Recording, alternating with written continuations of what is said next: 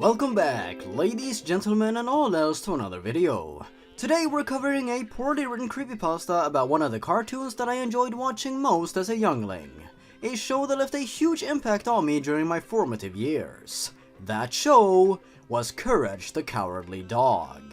This show amused me just as much as it left me with nightmares, and for years I've never been able to forget it, which speaks volumes of its quality. But today, we are not dealing with quality, I'm afraid. We're dealing with a supposed horror story that was written presumably to be taken seriously.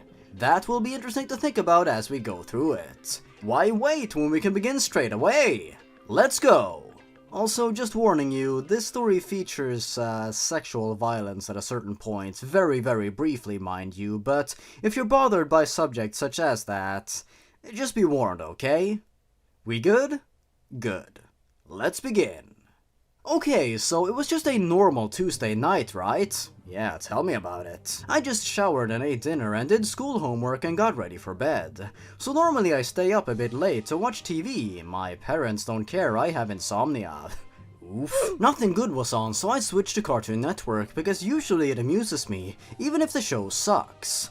Well, when I turned to it, Scooby-Doo just finished and was on the credits. Then it said Courage the Cowardly Dog was coming up next. I'm like, okay great, my favorite show, gotta watch this! So when the show came on, it was a bit unusual.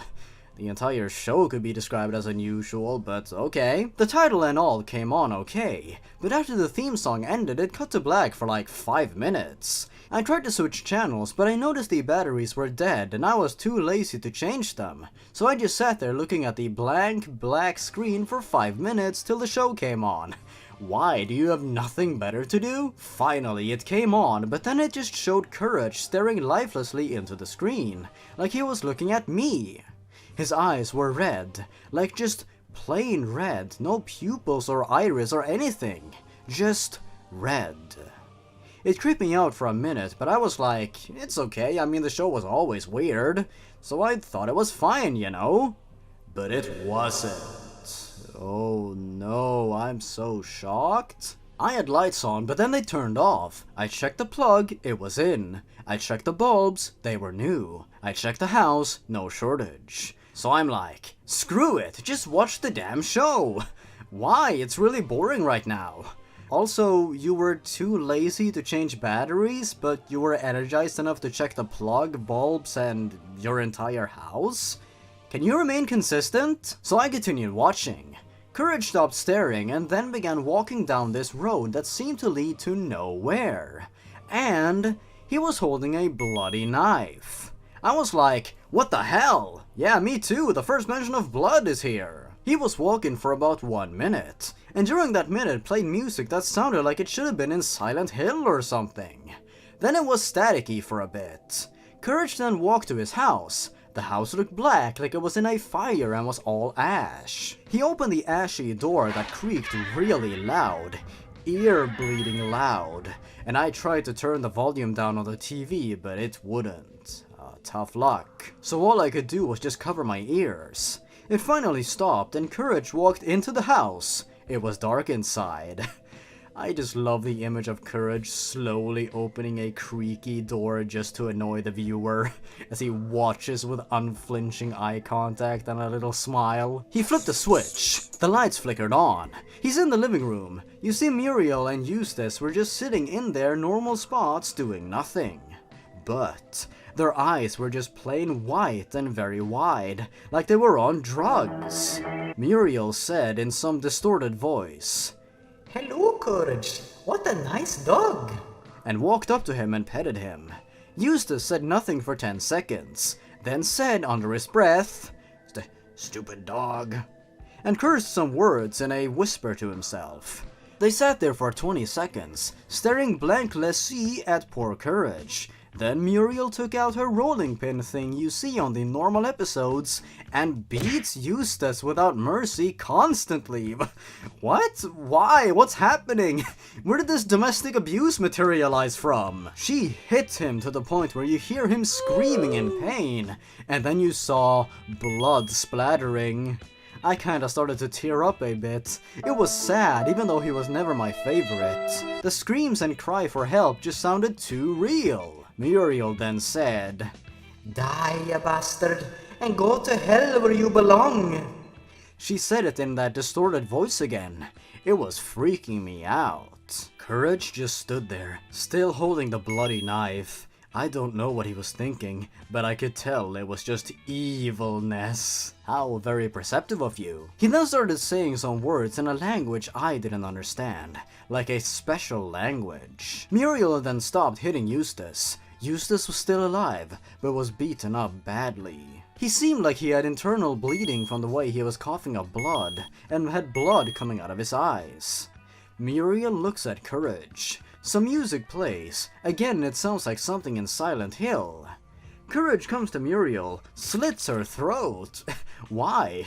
Wouldn't it make more sense for them to kill Eustace together? That would be much more interesting if they worked together or something. That's a much more interesting story. And the most disturbing part is... Courage rapes her.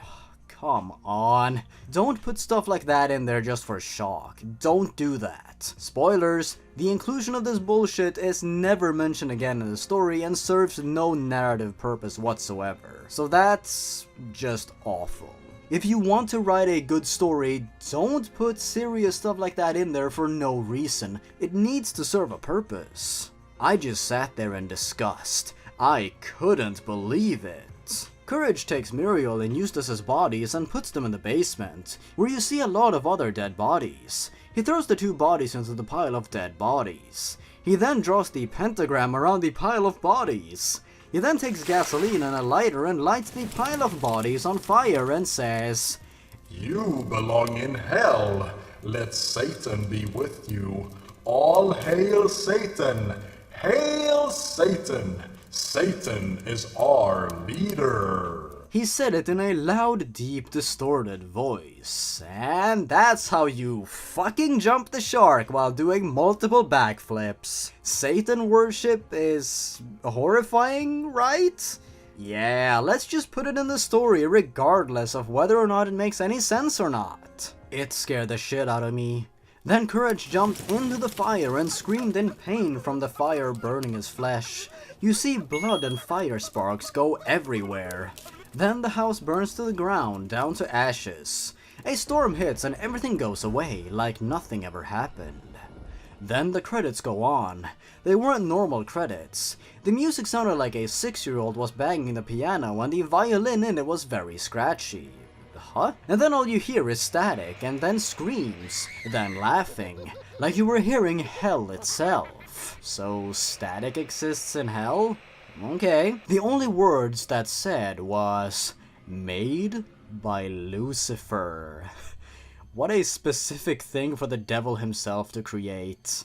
A Courage the Cowardly Dog episode. The show then stopped and then played a normal episode of Chowder. Well, that was a quick change. I started crying so hard from being scared. I mean, was this some sick joke? Because this wasn't funny! Who knows what kids saw this? Parents even.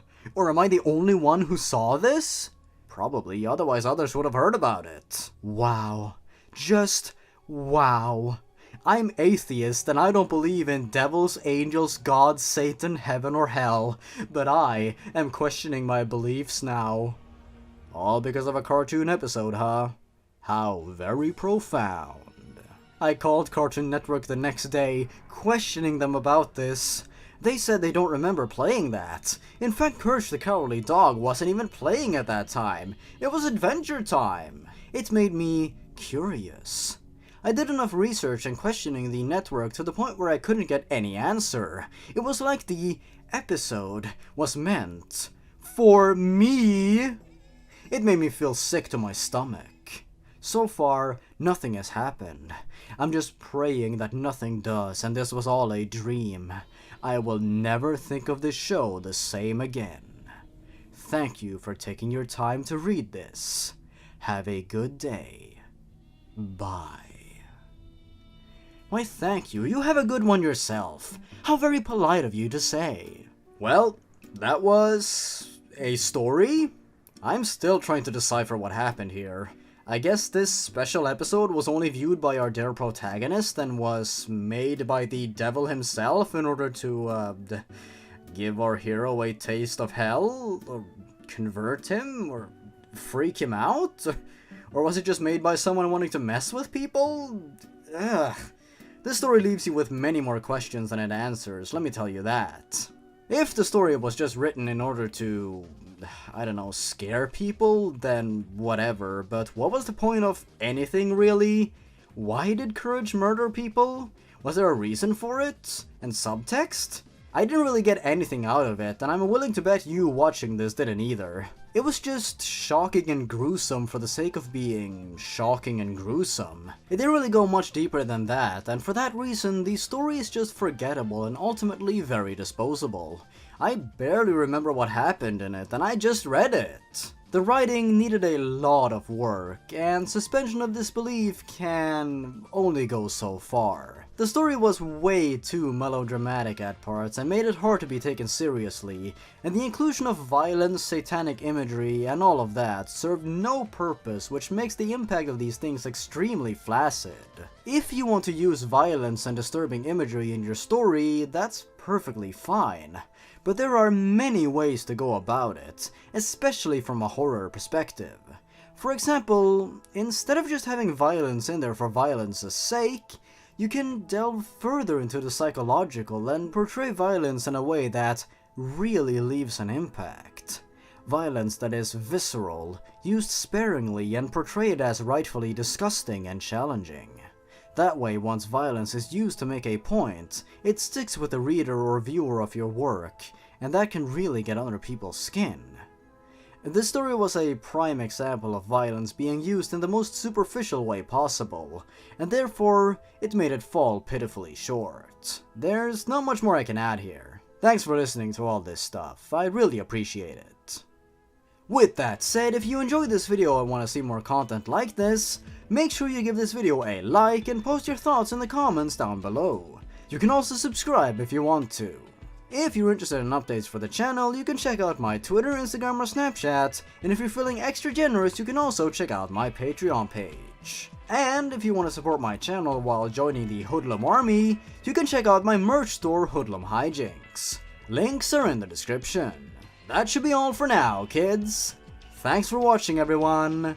Stay awesome. Goodbye.